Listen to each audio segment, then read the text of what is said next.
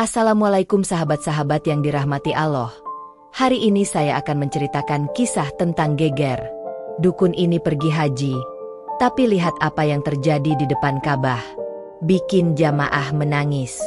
Kenapa hal ini bisa terjadi?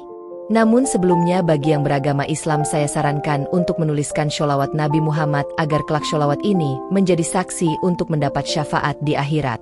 Like dan subscribe ke channel ini sangat membantu menyebarkan dakwah Islam dan menjadi amal jariah. Matahari Mekah memancarkan panas yang menyengat kulit. Di antara lautan manusia yang memadati pelataran Masjidil Haram, seorang lelaki tua tampak berdiri mematung. Namanya Ki Warto, usia 68 tahun. Tubuhnya kurus dibalut gamis putih yang tampak kontras dengan wajahnya yang legam dan keras. Hari itu seharusnya menjadi puncak kebahagiaan dalam hidupnya. Untuk pertama kalinya, ia menatap Ka'bah dengan mata kepala sendiri.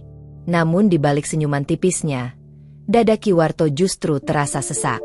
Sejak pesawat mendarat 3 hari lalu, ada sesuatu yang mengganggu perasaannya. Seperti beban yang tak kasat mata menempel di punggungnya.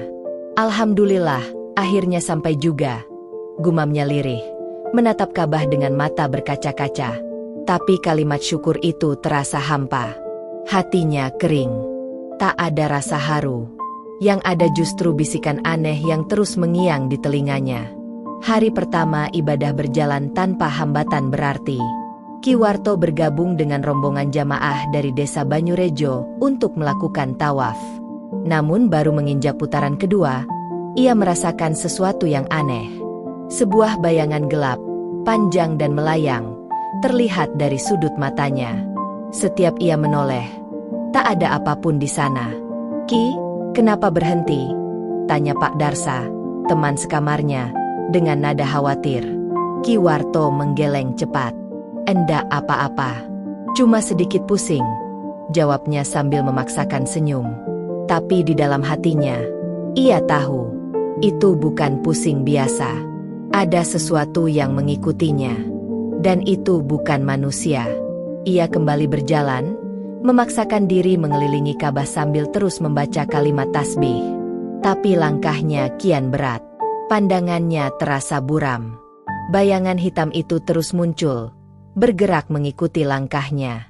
Seolah-olah ada sosok tak kasat mata yang menempel erat di belakang punggungnya. Selesai tawaf, malamnya ia sulit tidur. Pikirannya kacau. Ketika akhirnya matanya terpejam, mimpi mengerikan langsung menyambutnya. Ia berdiri di tengah ruangan besar berwarna hitam. Dindingnya menjulang tanpa batas. Dan dari kegelapan itu, terdengar suara menggelegar, tajam dan menghentak. "Kau najiskan rumahku dengan syirikmu." Suara itu menembus telinganya, mengguncang dadanya seperti petir. Ki Warto terbangun dengan tubuh gemetar dan napas tersengal. Bajunya basah oleh keringat dingin. Ia memegang dadanya, berusaha menenangkan jantungnya yang berdetak liar. "Astagfirullah," bisiknya pelan. Ia segera beranjak dari tempat tidur dan mengambil air wudhu. Saat berdiri di depan cermin kamar mandi hotel, ia terperangah. Bayangan wajahnya tampak asing. Kulit wajahnya terlihat kehitaman, pucat, dan seperti membusuk di beberapa bagian. Ia panik, mengusap wajahnya berulang kali. Tapi saat disentuh, kulitnya terasa normal. Ia menggigit bibir. Matanya berkaca-kaca. Tak ada luka. Tak ada perubahan fisik. Tapi yang ia lihat di cermin, jelas bukan wajah yang sama dengan dirinya. Dalam hati kecilnya, suara lirih mulai menyelinap. Apakah ini peringatan dari Allah? Tapi ia buru-buru menepisnya. Saat fajar menyingsing, Ki Warto kembali bergabung dengan rombongan. Mereka dijadwalkan ke sumur Zam-Zam. Ia mencoba tetap tenang. Saat gilirannya minum air Zam-Zam tiba, ia meneguk air suci itu dengan harapan mendapat kesejukan dan ketenangan. Tapi baru seteguk, tenggorokannya seperti disiram api. Ki Warto terbatuk hebat. Nafasnya tercekat. "Ki, kok batuknya aneh? Air Zam-Zam itu dingin." "Loh," celetuk jamaah lain sambil tertawa kecil. Tapi Ki Warto hanya bisa tersenyum lemah. Tenggorokannya perih, seakan membakar. Di balik senyum itu, ketakutan mulai merambat naik ke ubun-ubunnya. Ia sadar, sesuatu yang besar sedang mendekat, dan ia tak bisa lagi menolaknya. Hari berganti, tapi suasana hati Ki Warto justru makin gelap. Seperti langit mendung yang tak pernah hujan. Setelah kejadian di sumur Zam-Zam, ia tak lagi merasa tenang. Ia lebih banyak diam, menunduk, dan memilih menjauh dari keramaian jamaah. Tapi meski tubuhnya letih, pikirannya tak bisa diam. Selalu gelisah, selalu dibayangi ketakutan yang tak ia mengerti sepenuhnya. Malam itu, suara adzan Isya menggema dari pengeras suara Masjidil Haram. Ki Warto ikut berjamaah di barisan belakang. Namun, saat sujud terakhir, tubuhnya seakan terkunci. Ia merasa ada tangan besar yang menindih punggungnya. Nafasnya tersengal. Saat berdiri untuk salam, lututnya gemetar hebat. Kembali ke hotel, ia hanya bisa terduduk di sisi tempat tidur, tak sanggup membuka mukenanya. Pandangannya kosong. Di luar, suara deru AC dan langkah kaki jamaah di koridor terdengar biasa. Tapi bagi Ki Warto, semua itu terasa seperti gema dari dunia yang jauh. Ia kembali tidur. Dan lagi-lagi, mimpi itu datang. Kali ini, ia berdiri di tengah padang tandus. Di hadapannya, Ka'bah menjulang megah namun dibalut cahaya merah menyala seperti kobaran api. Langitnya hitam, penuh petir. Dari langit, turun bayangan-bayangan berwajah manusia tapi bermata kosong. Semuanya menunjuk ke arahnya. Kau menipu namaku. Kau pakai ayatku untuk kesesatan. Kau berpura-pura taat padahal kau memperdagangkan zikir. Suara itu datang dari segala arah, menghantam telinga dan menembus hati. Ki Warto menangis, bersujud, tapi tubuhnya terkubur dalam tanah. Ia tak bisa bergerak, tak bisa berteriak, hanya bisa merintih dengan dada yang sesak. Ia terbangun sambil menjerit kecil. Wajahnya basah oleh keringat. Tangannya gemetar memegangi dada. Di dinding kamar, jam menunjukkan pukul 2 dini hari. Dengan langkah gontai, ia ke kamar mandi, membasuh wajahnya. Namun saat ia kembali ke cermin, wajah itu kembali muncul. Kini lebih parah. Bola matanya terlihat merah darah.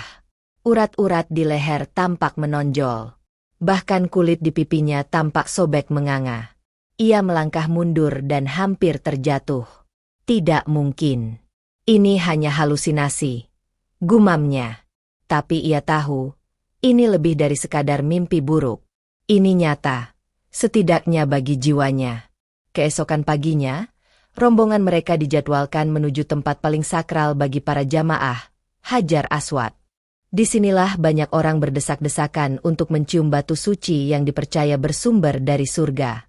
Meski dihantui rasa takut, Ki Warto tak ingin melewatkan kesempatan ini. Ia merasa, mungkin dengan mencium Hajar Aswad, hatinya akan lebih tenang. Tapi ia salah. Semakin mendekat ke titik itu, tubuhnya semakin berat. Langkahnya melambat. Keringat membanjiri wajah. Beberapa kali ia hampir tersungkur. Wajahnya pucat pasi. Tinggal 3 langkah lagi. Di depannya, batu hitam itu hanya tinggal disentuh. Tapi tiba-tiba, kakinya seperti menancap di lantai marmer. Ia tak bisa bergerak. Matanya terbuka lebar. Sorotnya seperti kosong tapi dalam. Mulutnya terbuka dan dari tenggorokannya keluar jeritan parau yang tak menyerupai suaranya sendiri. Ampuni aku.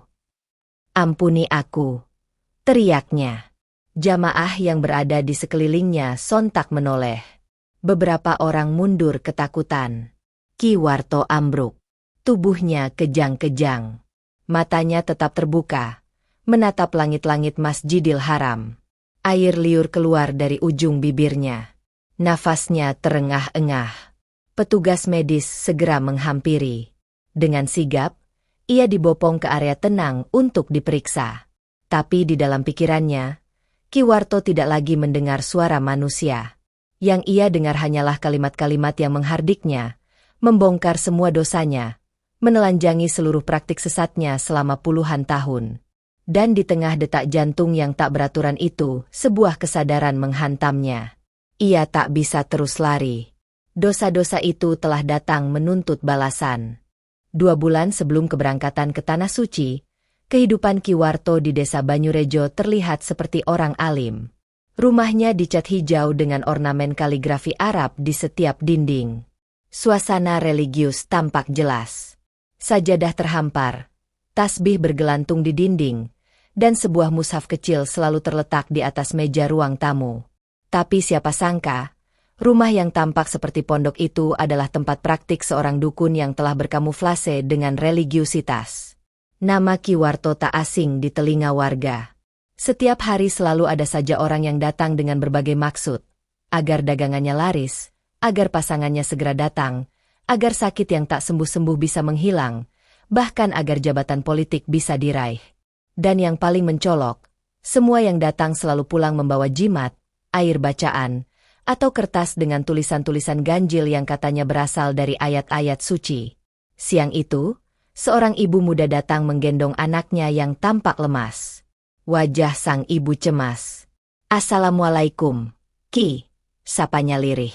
"Waalaikumsalam," jawab Ki Warto sambil merapikan sajadahnya. Ia baru saja menunaikan salat asar. Dari cara bicaranya, tak seorang pun akan mengira bahwa ia menyimpan kebiasaan gelap di balik doanya. "Maaf mengganggu, Ki. Anak saya sakit-sakitan terus. Sudah ke rumah sakit. Dokter bilang sehat. Tapi tiap malam selalu demam dan mimpi buruk." Ki Warto mengangguk. Ia membuka kitab tua di hadapannya, dan mulai membaca beberapa ayat dengan suara pelan. Matanya sesekali memejam, seperti menyelami dunia lain. Tangannya menulis sesuatu di secarik kertas. Tulisan itu bukan sembarangan. Ayat-ayat Al-Quran ditulis terbalik, dicampur simbol-simbol aneh yang tak pernah ada dalam ajaran Islam. Tapi bagi Ki Warto, itu adalah warisan dari gurunya dahulu. Campuran syirik dan syariat yang ia yakini sebagai jalan tengah. "Ini jimatnya. Rendam dalam air, lalu minumkan ke anak ibu. Insya Allah sembuh." Ibu itu mengangguk penuh harap, tanpa tahu bahwa ia baru saja membawa pulang perangkap yang tidak kasat mata. Setelah pintu tertutup, Ki Warto duduk diam dan menghela napas panjang. Kadang, suara dalam hatinya mempertanyakan semua yang ia lakukan. Tapi ia selalu menenangkan diri dengan kalimat pembenaran. "Yang penting pakai ayat-ayat Al-Quran. Saya juga salat 5 waktu. Saya bahkan puasa dan bayar zakat. Ini bukan dukun syirik, ini ikhtiar Islami," katanya berulang-ulang dalam hati. Namun tak bisa dipungkiri, praktiknya semakin dalam menjurus ke hal yang tak dibenarkan agama. Ia bahkan mulai dikenal oleh para tokoh berpengaruh. Salah satunya adalah Pak Samsuri, seorang pengusaha dan calon anggota DPR dari kabupaten sebelah. Malam itu, mobil mewah berhenti di depan rumah Ki Warto. Bodyguard menunggu di luar, dan Pak Samsuri masuk sambil membawa buah tangan besar.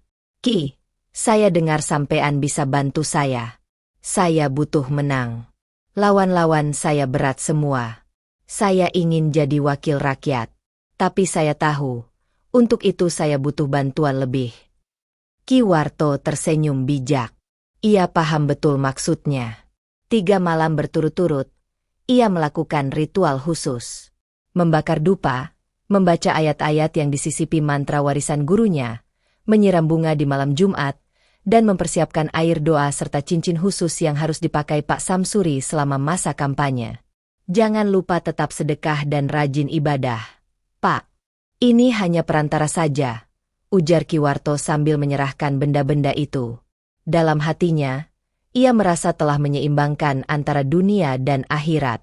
Tapi yang tak ia sadari, ia sedang mempermainkan ayat-ayat Allah untuk kepentingan dunia. Beberapa bulan kemudian, kabar kemenangan Pak Samsuri menggemparkan desa. Kandidat-kandidat yang jauh lebih populer justru tumbang. Dan sebagai bentuk terima kasih, Pak Samsuri memberikan hadiah terbesar dalam hidup Ki Warto, paket haji VIP lengkap ke Mekah dan Madinah. Ini rezeki dari Allah, Ki, atas jasa-jasa sampean. Ki Warto menerima dokumen keberangkatan dengan tangan bergetar. Bibirnya bergetar membaca basmalah. Impian seumur hidup untuk ke Tanah Suci akhirnya terkabul. Tapi jauh di lubuk hatinya, ada suara lain yang tak bisa ia padamkan. Bagaimana jika Allah tak menerima hajimu? Ia menepis pikiran itu. Allah Maha Pengampun, bisiknya sambil menatap langit. Bukankah aku selalu menyebut namanya? Bukankah aku salat dan puasa? Namun satu hal yang belum ia sadari, di rumah Allah, semua dosa yang diselimuti dalih akan terkuak. Tidak ada tempat bagi tipuan keimanan di hadapan Ka'bah. Tidak ada ruang bagi ayat suci yang dijadikan alat dagang. Dan sejak itulah, teror di Tanah Suci dimulai. Malam telah larut di kota Mekah. Lalu lintas jamaah yang biasanya ramai mulai menipis. Lampu-lampu lorong hotel mewah itu bersinar temaram. Di kamar bernomor 726, Ki Warto terduduk lemas di tepi ranjang. Matanya sayu, tubuhnya lesu, dan pikirannya terombang-ambing antara rasa takut dan penyesalan. Bayangan hitam yang mengikutinya selama tawaf masih terus menghantui. Wajahnya di cermin masih membusuk setiap malam. Tenggorokannya masih terasa terbakar jika teringat air zam-zam yang ia minum. Semua yang terjadi di depan Hajar Aswad, jeritan, kejang, tatapan orang-orang yang menyaksikannya runtuh, terus terulang dalam pikirannya. Ya Allah, apa yang sudah aku perbuat? Bisiknya pelan. Air mata mulai menetes. Tapi tidak seperti biasanya. Kali ini tangis itu bukan tangis malu, melainkan tangis ketakutan dan rasa bersalah yang begitu dalam. Tangis seorang hamba yang mulai menyadari betapa kelam jalan hidup yang telah ia tempuh. Dalam kondisi terombang-ambing itu, ia berdiri pelan lalu menuju kamar Ustaz Fadli, pembimbing haji rombongan dari Banyurejo. Meski malam sudah jauh, ia nekat mengetuk pintu. Tok tok tok. Tak lama kemudian, pintu terbuka. Seorang pria berusia sekitar 55 tahun menyambut dengan senyum hangat. Masuk. Ki Warto. Ada apa malam-malam begini? Sapanya lembut. Ki Warto masuk.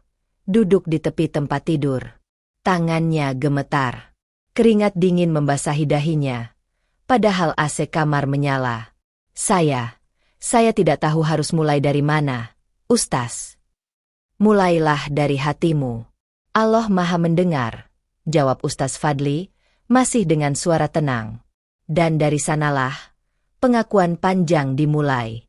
Ki Warto membuka semua aib dan praktik yang selama ini ia sembunyikan. Bagaimana ia mencampur ayat-ayat Al-Quran dengan simbol-simbol warisan gurunya. Bagaimana ia menyisipkan mantra di antara zikir. Bagaimana ia menuliskan ayat-ayat suci secara terbalik untuk dijadikan jimat. Dan yang paling besar, bagaimana ia membantu Pak Samsuri mendapatkan jabatan dengan jalan yang tidak benar. Saya kira, selama saya tidak tinggalkan salat, saya masih di jalan Allah, ucap Ki Warto terbata-bata. Saya bahkan sering ke masjid. Saya beri nasihat kepada orang-orang yang datang. Tapi sejak saya tiba di sini, semua berubah. Ustaz, saya merasa dikejar-kejar. Saya seperti dihukum. Ustaz Fadli tak berkata apa-apa. Ia mendengarkan, tak menyela satupun kata dari mulut Ki Warto. Matanya memancarkan kesedihan. Dan setelah semuanya tuntas diceritakan, ruangan itu hening cukup lama. Yang terdengar hanya isak napas Ki Warto yang tercekat. Akhirnya Ustaz Fadli menarik napas panjang. Ki Warto, ucapnya pelan. Syirik yang dibungkus agama lebih berbahaya dari syirik terang-terangan. Itu menipu Allah. Itu menipu dirimu sendiri. Kata-kata itu seperti palu menghantam dada Ki Warto. Tapi, kalau masih hidup, tobat selalu terbuka. Selama nyawa belum sampai ke tenggorokan, Allah tidak menutup pintu bagi siapapun yang sungguh-sungguh ingin kembali. Saat itu juga, pertahanan terakhir Ki Warto runtuh. Air matanya pecah seperti bendungan jebol. Ia bangkit dari duduknya, lalu bersujud di lantai kamar hotel. Tubuhnya bergetar hebat, keningnya menyentuh karpet, mulutnya melafalkan kata-kata penyesalan. Ya Allah, ampunilah hamba MU ini. Aku telah menzalimi diriku sendiri dengan dosa yang besar. Tangisnya begitu pilu, hingga membuat dada Ustaz Fadli ikut bergemuruh. Tapi beliau tetap diam, membiarkan Ki Warto menumpahkan seluruh penyesalannya. Malam itu, untuk pertama kalinya sejak menginjak tanah suci, Ki Warto menangis bukan karena ketakutan, tapi karena hatinya benar-benar hancur. Inilah taubat sejati. Bukan karena tekanan, bukan karena malu, tapi karena akhirnya ia sadar bahwa semua jalan yang ia tempuh selama ini adalah kebohongan. Allahu Akbar, bisik Ustaz Fadli lirih. Dan rahmatnya lebih besar dari dosa-dosa kita. Selama hampir 1 jam, Ki Warto terus melafalkan istighfar dan niat taubat. Ia bersumpah tidak akan kembali menyentuh praktik perdukunan. Ia bersumpah tidak akan lagi memperdagangkan ayat suci. Ia akan menyerahkan dirinya sepenuhnya kepada Allah. Setelah tangisnya mulai mereda, ia bertanya dengan suara gemetar, "Ustaz, apa Allah masih mau menerima tobat pendosa seperti saya?" Ustaz Fadli mengangguk lembut, lalu membaca ayat dari surah Az-Zumar ayat 53. "Katakanlah, wahai hamba-hambaku yang melampaui batas terhadap diri mereka sendiri, janganlah kamu berputus asa dari rahmat Allah. Sesungguhnya Allah mengampuni dosa-dosa semuanya. Sungguh, Dialah yang Maha Pengampun lagi Maha Penyayang." Ki Warto menunduk dalam-dalam. Ayat itu seperti air di tengah gurun. Dinginnya menyusup ke dalam jiwa. Dan malam itu, di balik dinding hotel yang dingin dan jauh dari tanah kelahirannya, seorang dukun tua akhirnya menjadi seorang hamba yang berserah diri. Fajar merekah di atas kota Mekah. Suara adzan subuh menggema dari menara Masjidil Haram, memanggil jutaan hati untuk bersujud. Di kamar hotel tempat ia menginap, Ki Warto membuka mata dengan tubuh yang begitu lemah. Namun ada sesuatu yang berbeda pagi itu. Hatinya terasa lebih lapang, meski tubuhnya seperti dihantam oleh beban berat yang tak terlihat. Ia mencoba bangkit dari ranjang. Tapi begitu bergerak sedikit saja, seluruh sendi dan tulangnya terasa remuk. Seolah-olah tulangnya dihimpit ribuan kilogram beban. Nafasnya pendek, tubuhnya panas, dan rasa nyeri menjalar dari kepala hingga kaki. "Astagfirullah," bisiknya pelan, sambil menahan rasa sakit yang seakan mencabik-cabik tubuhnya dari dalam. Suara pintu terbuka. Pak Darsa, teman sekamarnya, masuk dengan wajah kaget. "Ki, astagfirullah, sampean pucat sekali. Sudah, istirahat saja hari ini. Jangan ikut rombongan dulu," ucapnya panik, meletakkan tangan di dahi Ki Warto yang terasa panas luar biasa. Namun Ki Warto menggeleng pelan. Meski nyawanya terasa tergantung benang tipis, ia berkata dengan suara serak namun penuh tekad. "Tidak, Darsa. Justru sekarang aku harus perbanyak ibadah. Aku sudah buang-buang waktu terlalu lama untuk hal-hal yang salah. Aku tidak tahu berapa lama Allah masih beri waktu kepadaku." Pak Darsa tercekat. Ia tak mengenali sahabatnya ini, yang dulu dikenal sebagai sosok keras kepala, kini berbicara dengan kerendahan hati yang menundukkan. Dengan bantuan Pak Darsa, Ki Warto bersiap-siap. Setiap gerakan membuat tubuhnya nyeri, tapi ia menggigit bibir, menahan semuanya. Tak ada keluhan yang keluar dari mulutnya. Hanya istighfar dan doa lirih yang terus mengalir dari bibirnya. Saat sarapan di ruang makan hotel, Ustaz Fadli menghampirinya. Duduk di sebelahnya dengan wajah prihatin. "Bagaimana kondisi pagi ini, Ki?" tanyanya lembut. Ki Warto mencoba tersenyum. Wajahnya pucat dan keringat dingin masih menetes dari pelipisnya. "Alhamdulillah. Saya lebih tenang sekarang, Ustaz. Tapi tubuh ini, rasanya seperti dihukum dari dalam." Ustaz Fadli menatap dalam-dalam ke matanya. Lalu dengan suara pelan, seolah ingin hanya Ki Warto yang mendengar, ia berkata, "Bisa jadi ini kafarat, penggugur dosa-dosa besar." Air mata Ki Warto langsung menggenang. Ia menunduk, tak sanggup membalas. Kalimat itu menembus hatinya lebih dalam dari pisau. Ia tahu, Ini bukan sekadar sakit. Ini mungkin bagian dari pembersihan. Pembersihan atas semua praktik syirik yang selama ini ia banggakan dengan tameng keagamaan. Hari itu, rombongan dijadwalkan melanjutkan ibadah ke tempat-tempat mustajab lainnya. Meskipun tubuhnya lemah, Ki Warto tetap ikut. Langkahnya tertatih. Saat tawaf sunnah, ia harus berhenti beberapa kali untuk mengatur napas. Tubuhnya begitu berat. Kakinya gemetar.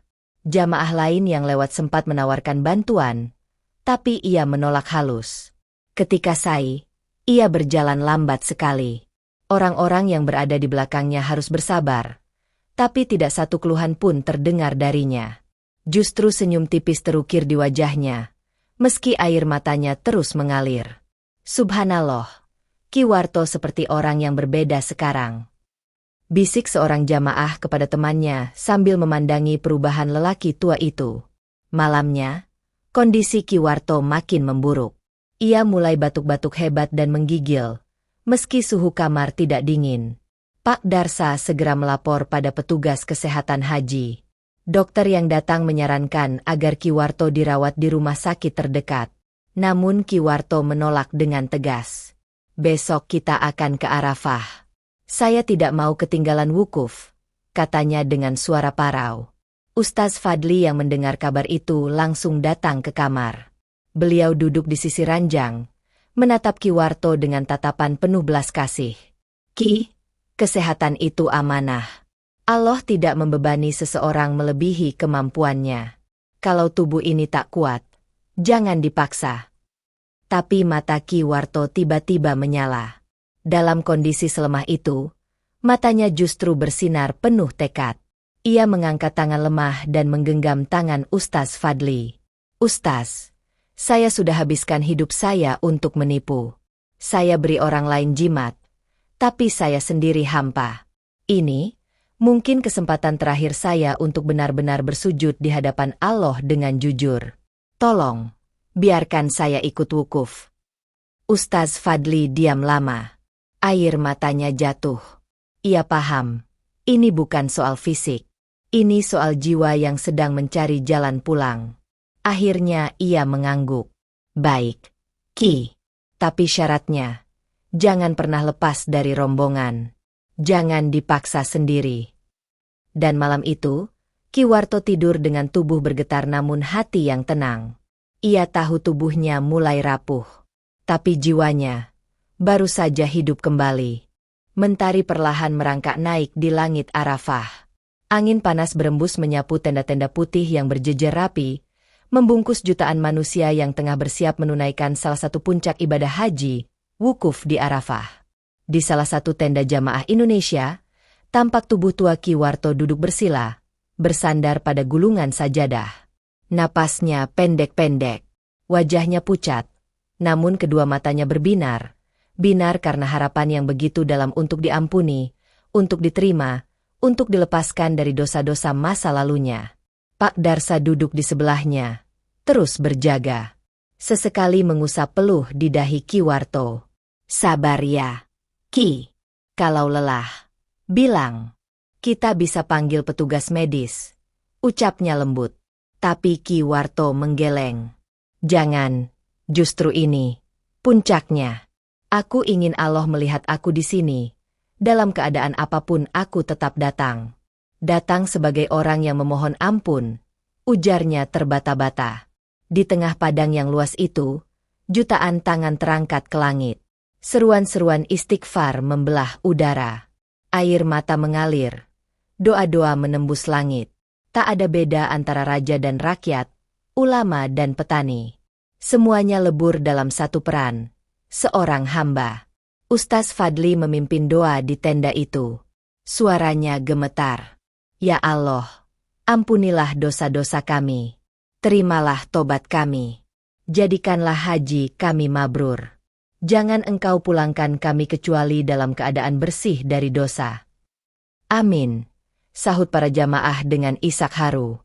Ki Warto juga mengangkat tangan, meski gemetar. Air matanya tak terbendung. Ia merasa seakan ditarik oleh langit.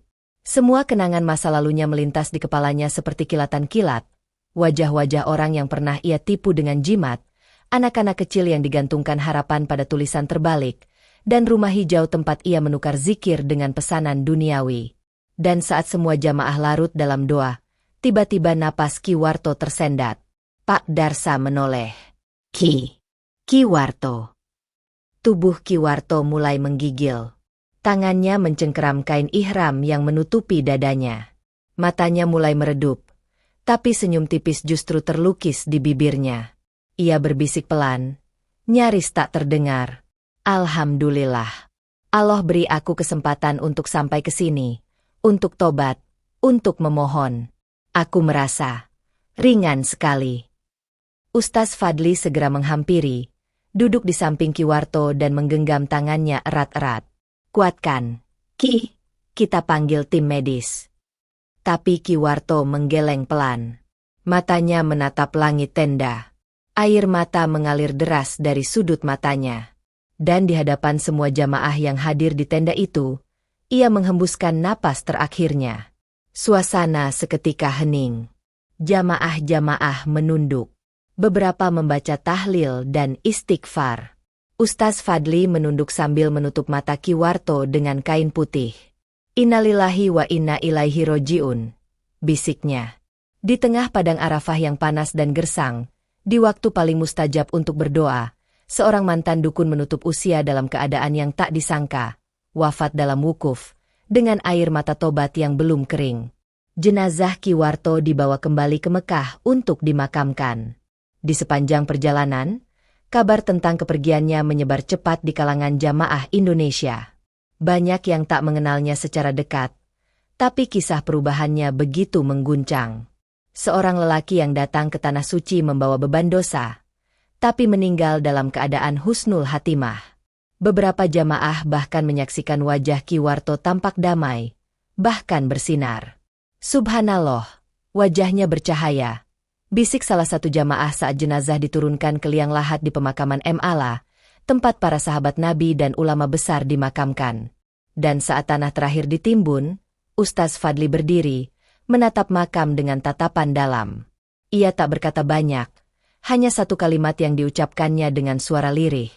Siapa sangka, Allah pilih engkau untuk berpulang di tempat terbaik. Malam hari setelah pemakaman Ki Warto, suasana di tenda jamaah Indonesia terasa berbeda. Tak ada canda, tak ada suara gaduh. Semua diam, larut dalam pikiran masing-masing. Kisah wafatnya Ki Warto saat wukuf di Arafah telah mengguncang hati siapapun yang mendengarnya. Pak Darsa, yang selama ini menjadi teman sekamar sekaligus saksi perubahan Ki Warto, kembali ke kamar hotel dengan mata sembab. Ia duduk di lantai, membuka koper peninggalan sahabatnya itu. Isinya sederhana, baju ihram, mushaf kecil, peci putih yang sudah kusam, dan beberapa botol air zam-zam. Di sela-sela tumpukan kain, tangan Pak Darsa menyentuh sebuah buku lusuh bersampul coklat tua. Saat dibuka, halaman pertama berisi tulisan tangan, catatan perjalanan rohani Ki Warto. Tangannya gemetar membuka lembar demi lembar, hingga sampai pada tulisan terakhir bertanggal sehari sebelum wukuf di Arafah. Alhamdulillah, Allah masih memberi kesempatan pada hambanya yang penuh dosa ini untuk bertaubat. Rasanya seperti terlahir kembali. Meskipun tubuh ini semakin lemah, hati ini justru semakin kuat. Jika Allah berkehendak mengambil nyawaku di tanah suci ini, aku ikhlas. Apa yang lebih baik dari kembali kepadanya dalam keadaan bersih dari dosa? Sungguh Allah Maha Pengampun, Maha Penyayang. Pak Darsa tak sanggup membaca lagi. Air matanya menetes deras membasahi halaman kertas. Ia merasa seolah menyaksikan sebuah kisah agung tentang perjalanan jiwa dari kegelapan menuju cahaya. Keesokan harinya, berita wafatnya Ki Warto menyebar cepat di kalangan jamaah Indonesia. Bahkan beberapa jamaah dari rombongan lain datang ke tenda Pak Darsa, ingin memastikan kebenaran cerita itu. Saya dengar beliau dulu seorang dukun, ya? Bisik seorang bapak tua dari Bandung. Iya, jawab Pak Darsa. Tapi beliau juga orang pertama yang saya lihat menangis saat istighfar di Arafah. Tangisnya, seperti tangis anak kecil yang hilang arah dan akhirnya pulang. Kisah Ki Warto tak berhenti di Padang Arafah. Saat rombongan kembali ke Madinah, cerita tentangnya terus bergema. Beberapa jamaah mulai saling membuka diri. Ada yang mengaku pernah curang dalam bisnis, ada yang mengakui masih menjalankan praktik klinik kecil-kecilan di kampung. Mereka menangis, mereka berdoa, mereka mulai bertanya pada diri sendiri, masih ada waktu untuk kembali, seperti Ki Warto?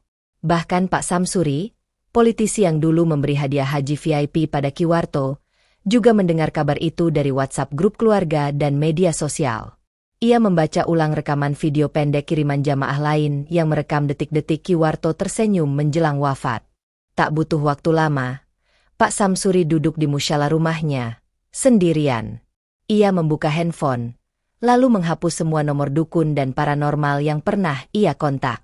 Kalau Ki Warto saja bisa kembali, aku pun harus bisa, bisiknya lirih. Di kampung halaman Ki Warto, Desa Banyurejo, kabar kematiannya juga menyebar dengan cepat. Banyak tetangga yang awalnya kaget, tapi lebih kaget lagi saat tahu ia wafat saat wukuf dan dalam keadaan tobat. Sebagian orang yang dulu biasa datang ke rumahnya mulai merenung. Salah satunya adalah Bu Karsini, wanita setengah baya yang dulu rutin meminta jimat untuk dagangan.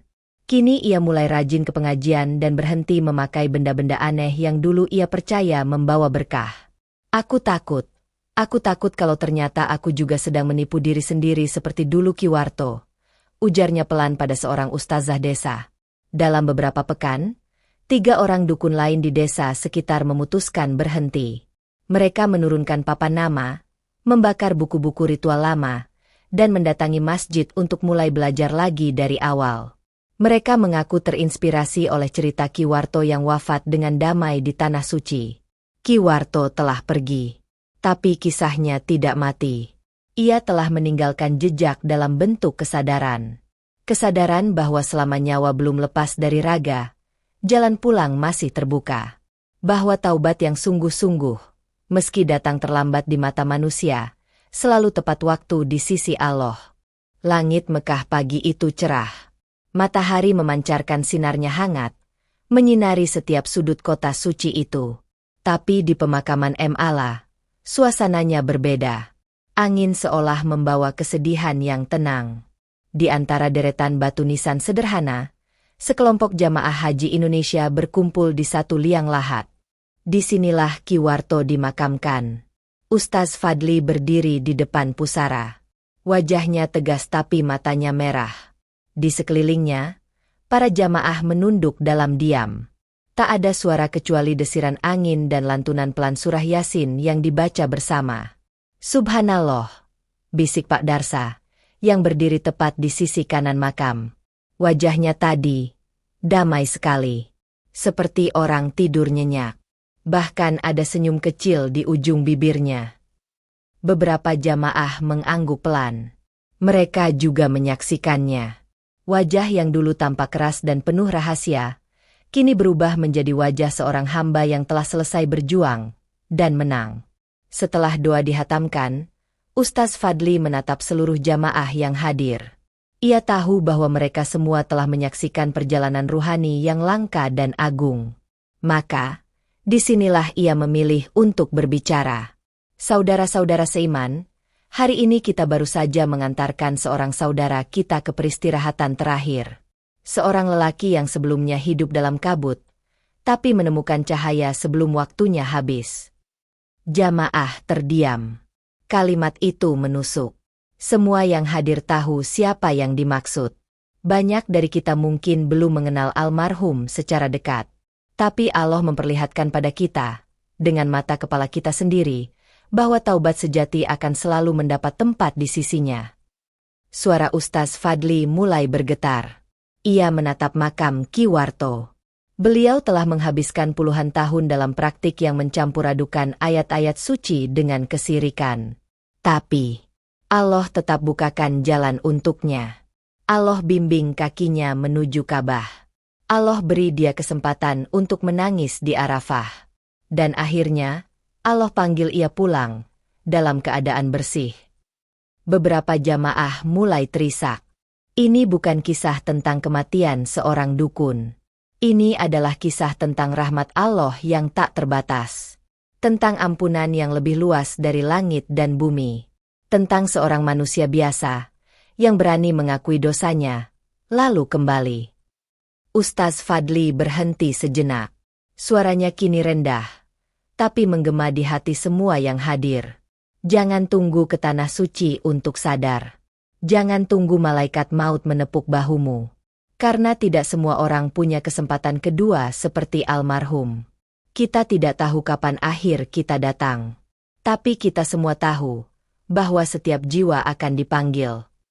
Ia menutup dengan doa. Jamaah mengangkat tangan. Mata mereka sembab. Tapi bukan karena kesedihan semata, melainkan karena pencerahan. Setelah prosesi selesai, para jamaah kembali ke penginapan masing-masing. Tapi tak satu pun dari mereka yang kembali seperti sebelumnya. Kisah Ki Warto telah mengubah banyak hati.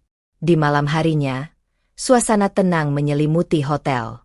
Di kamar tempat dulu Ki Warto menginap, Pak Darsa masih duduk sendiri, memandangi sajadah bekas peninggalan sahabatnya. Ia mencium ujungnya dengan perlahan.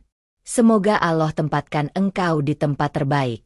War, kau bukan dukun lagi. Kau bukan orang yang bermain-main dengan ayat.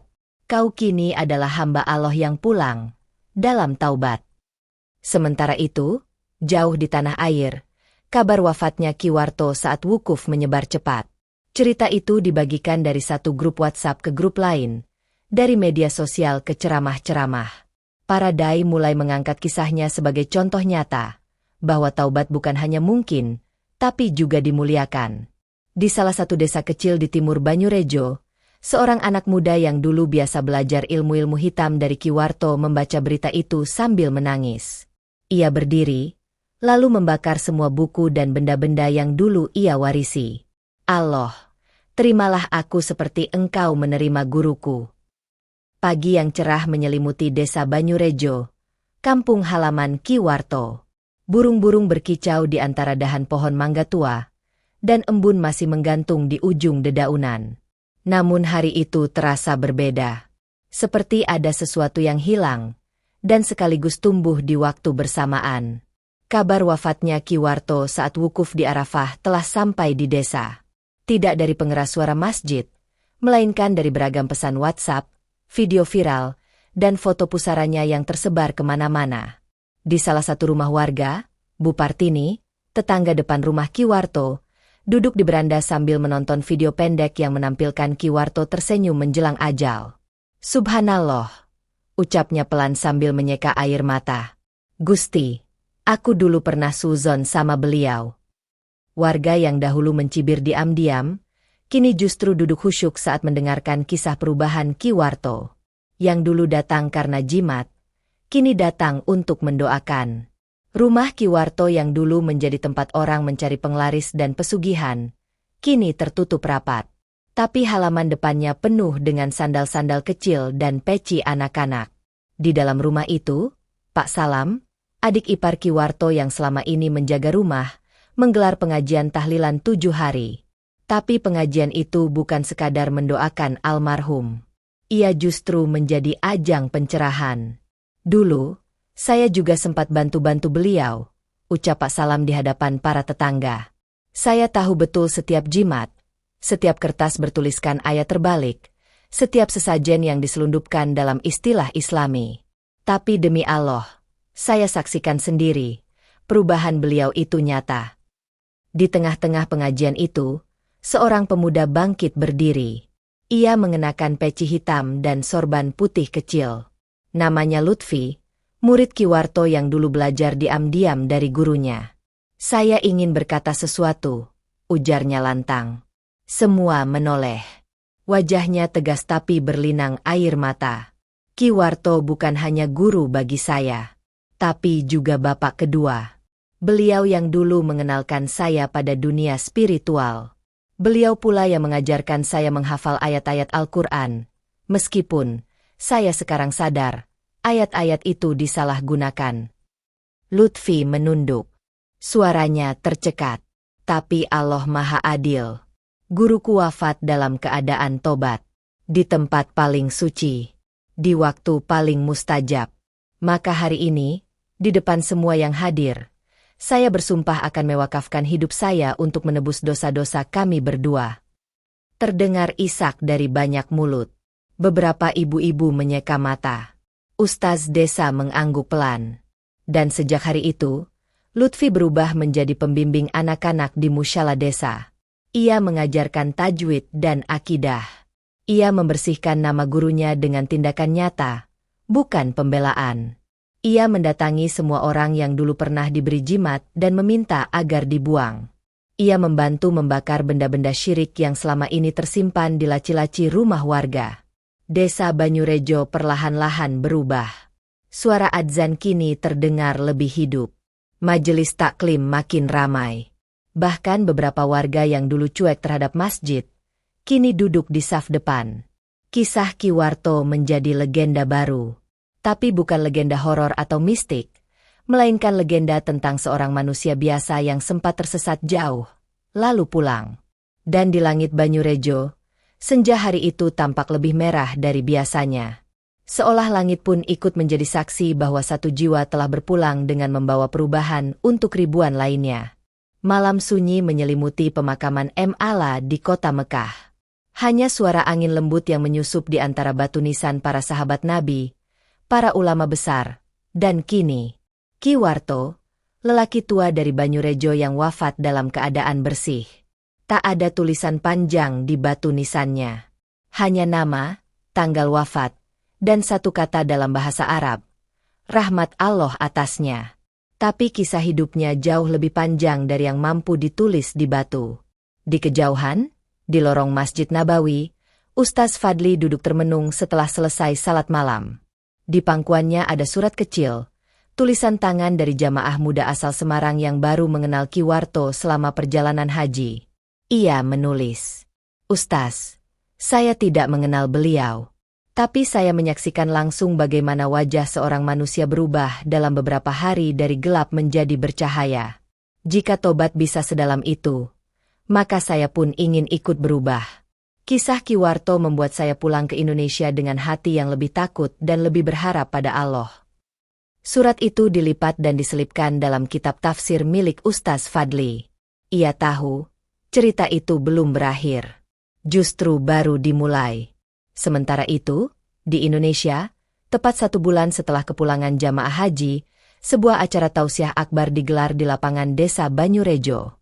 Bukan untuk merayakan apapun, tapi untuk mengenang kisah yang telah menggugah ratusan hati. Acara itu diberi nama Hidayah Terakhir Ki Warto. Orang-orang berdatangan dari berbagai desa. Tidak sedikit yang membawa anak-anak mereka, berharap mereka juga bisa belajar sesuatu dari kisah ini. Di atas panggung sederhana, Lutfi berdiri mengenakan sorban putih. Di hadapannya, ratusan pasang mata menatap diam. Di belakangnya, terpajang foto hitam putih Ki Warto dengan latar belakang Ka'bah. Matanya tertunduk, bibirnya bergetar sebelum akhirnya membuka ceramahnya dengan suara dalam. "Saya di sini bukan untuk membanggakan seseorang, tapi untuk mengingatkan kita semua bahwa Allah tidak menilai kita dari masa lalu, tapi dari titik balik yang kita ambil." Orang-orang mulai menunduk. Beberapa tangan mulai menyeka air mata. Ki Warto dulu adalah orang yang salah, tapi ia berani mengaku salah. Dan ia berani memperbaiki, bahkan hingga detik terakhir hidupnya. Ia wafat di Arafah, tempat terkabulnya doa, dalam keadaan bertobat, dan wajahnya tersenyum. Lutfi mengangkat pandangannya. Sorot matanya tajam. "Maka apa alasan kita, yang masih sehat, yang masih muda, yang belum tentu diberi kesempatan seperti beliau? Apa yang menahan kita untuk kembali ke jalan yang lurus, sebelum terlambat?" Satu persatu orang mulai terisak. Beberapa bahkan bangkit dari duduk, berjalan ke depan, meminta didoakan secara langsung. Tak sedikit pula yang malam itu melepaskan jimat-jimat, benda-benda warisan klinik, dan melemparkannya ke dalam tong pembakaran yang disediakan panitia. Malam itu, ratusan jiwa kembali. Dan semua itu, bukan karena ceramah Lutfi, bukan karena kerasnya ancaman atau janji, Tapi karena satu orang tua yang dulu dikenal sebagai dukun, yang kemudian wafat sebagai hamba Allah yang bertobat, dan meninggalkan warisan tak tertulis di batu nisan.